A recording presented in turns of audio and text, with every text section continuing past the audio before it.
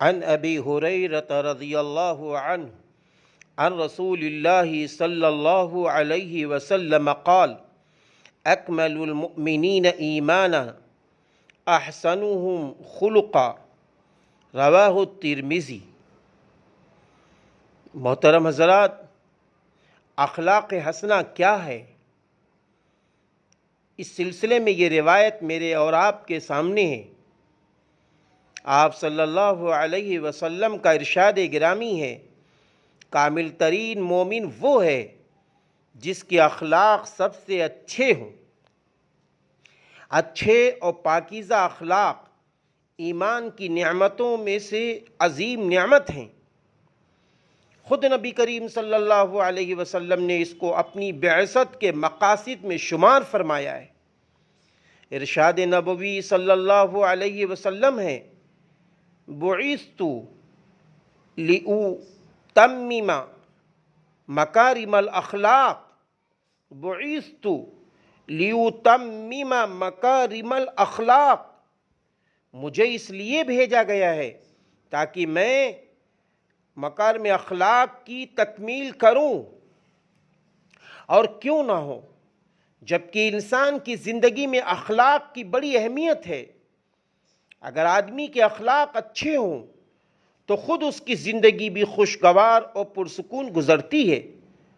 ہم دیکھتے ہیں سماج میں کہ جس کی زبان میں مٹھاس ہے، جس کی نگاہیں پاک ہیں، جس کا دل صاف ہے، اس کی زندگی کتنی خوشگوار ہوتی ہے، اور دوسروں کے لیے بھی اس کا وجود باعث رحمت بن جاتا ہے۔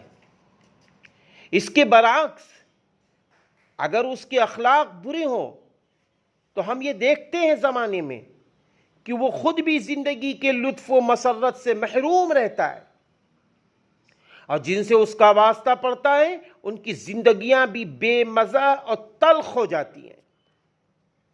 یہ تو اس کے نقد نتائج ہیں، اور مرنے کے بعد والی ابدی زندگی میں خوش اخلاقی کا نتیجہ ارحم الراحمین کی رضا اور جنت ہے، اور بد اخلاقی کا